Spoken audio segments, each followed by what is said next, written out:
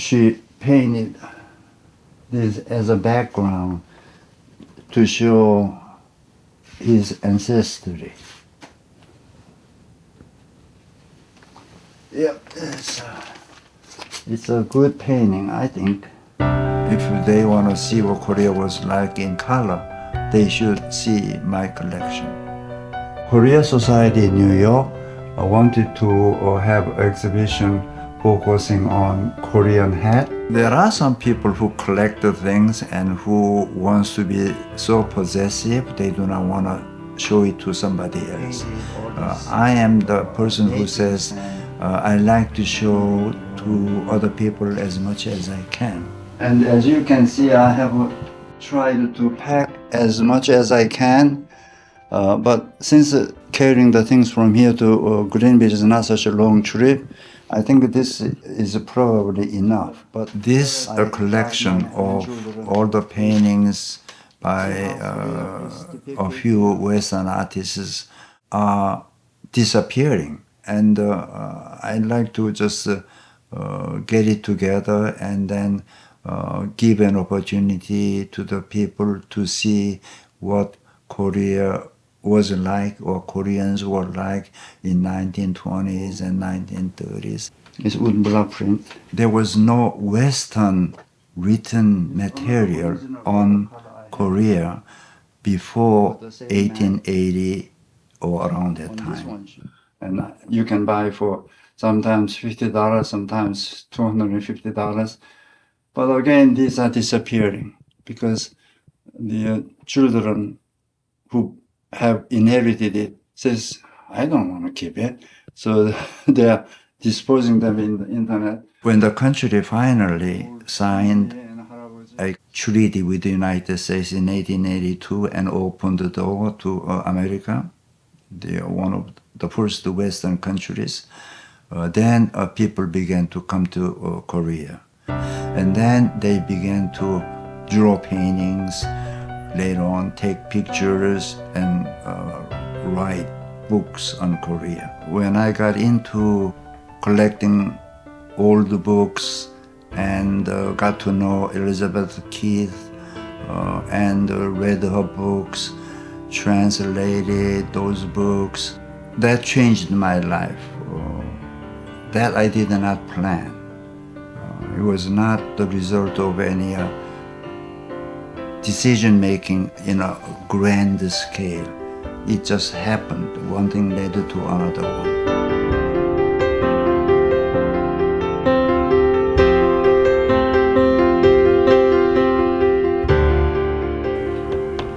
During that time period, the Korean techniques were not being taught and were not being used.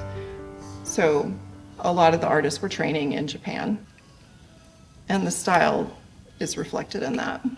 Most of the Westerners had the view that Koreans were so backward that Japan had to rule. But there were a few people who did not share that view and who were more sympathetic. And that, of course, was appealing to me. I thought we Koreans were doing fine. We should not be exploited by the Japanese as we have been. And those people who said that Korean culture is as refined as any other country's culture, including Japan, was appealing to me. Among those people were Elizabeth Keith. Elizabeth Keith, in my opinion, is a person with a remarkably open mind. She traveled many countries, and when she goes to a country, she simply observes the way people lived. And then Elizabeth Keith had this natural talent to put it on paper. This is my first exposure to like early Korean prints and learning about the history. So I feel like I've learned a lot from this exhibit. I think our patrons who come to the library are really going to love them because a lot of people aren't exposed to this kind of artwork, and it's really beautiful and colorful. Elizabeth Keith traveled more in the rural areas, and so that's what her work reflects. Seiler, his work is very Western because he did train in Munich. He was German. He also worked in other places and lived in other places. But stylistically, his is the most Western as far as this goes. Jacques Ollet lived in Japan for a long time, and his style is probably the most Asian style here. She learned the traditional process of shinhanga wood blocking and preferred to do all the steps of wood blocking by herself, which was extremely unusual for artists to do. Usually they would create the print and then the wood blocking professionals would execute and make the print. Miller's first prints were largely based on drawings made in Korea. She once declared to the San Francisco Examiner that her mission in life was to portray the hidden beauty in the hermit kingdom. It is a power of the art. You get attracted by that, you just lose yourself. Yeah. I was born in 1937, and World War II came to an end in 1945. Unfortunately, the leaders of the Western allies recognized that Korea used to be an independent country taken over by the Japanese. So we became liberated, and we were very excited about it, and I'm happy that it happened in my lifetime. He's been playing a very important role within our community, particularly Korean immigrant community. And then he has been very generous for really into sharing. And then I think his warm heart really definitely is shown in his enthusiasm for arts. My hope is someday those paintings would be returned to Korea for historical reasons. Elizabeth came to Korea and then she stayed with American missionaries. And American missionaries were very sympathetic toward the Koreans more than anybody else. So she got to learn a lot about Korean history, Korean culture, and how they were suffering. So she began to develop this enormous sympathy, and then she began to paint Koreans in all ranks in the society. She painted people in their everyday lives. I can feel that she really cared about the people who are in that picture and the culture. The next step would be to start to make all those marks you made with the transfer paper, make them more permanent with a Sharpie. So what we're trying to do is understand how the wood blocks were made. So there's a lot of colors in there, and every color is represented, I presume, not having printed them, but by a separate block. So in the gallery, there might be 12 or 16 different colors. So that would indicate there's 12 or 16 blocks potentially. You want to cut this one so I can walk around? Okay, come on over here. Cut this. And what I really like, if we could, is try to get like an outline anyways. This is something very meaningful for me because, I grew up in South Korea.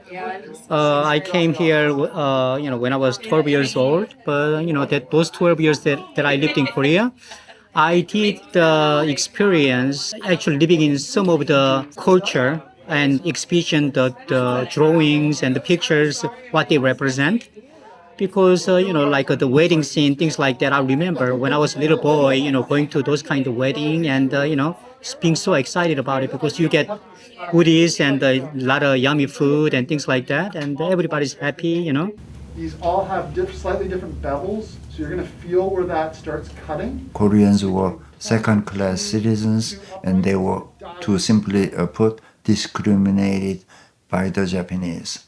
So even if you are the well-qualified person, you will never become principal of a school.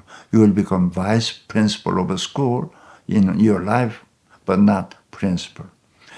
Discriminated very openly and blatantly, no apologies. When it comes to language, we were forbidden to speak Korean language. Particularly right now, 2022, after it has been 2.5 years since the outbreak of the pandemic. it was a really interesting time for me to look into myself. So I was living all right. I was okay before the pandemic. But during this quarantine and pandemic, and then with all this, especially anti-Asian racism, hatred, all these events, and as an educator, I really looked into myself. So it's a message to other people, but it's also a message to myself.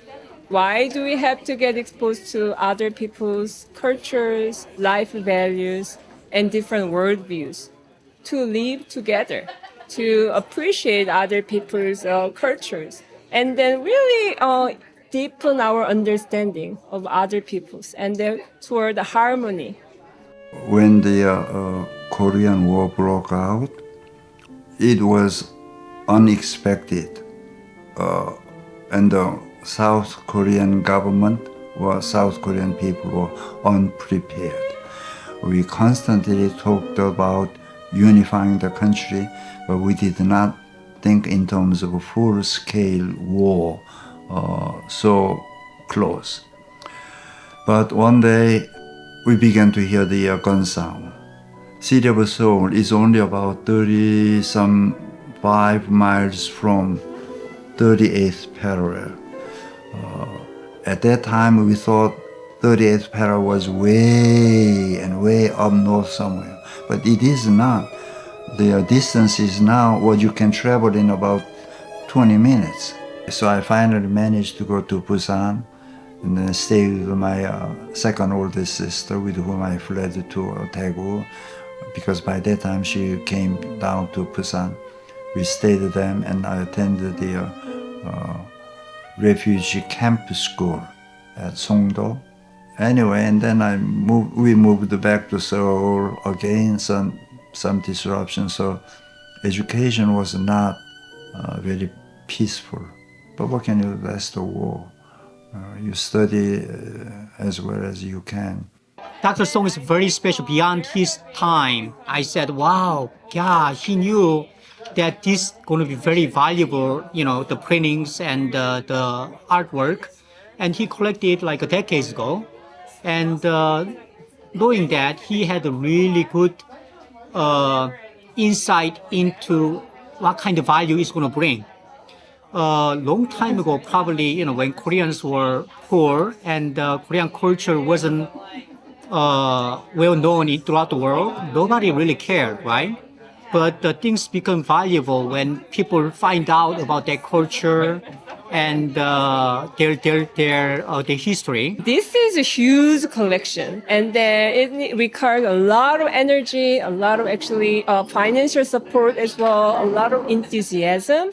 And then I was really struck by that enthusiasm because I started my artistic training at the age of 15, very young. I've been doing making art forever throughout my life. But his enthusiasm was a lot bigger than mine. So that was really interesting.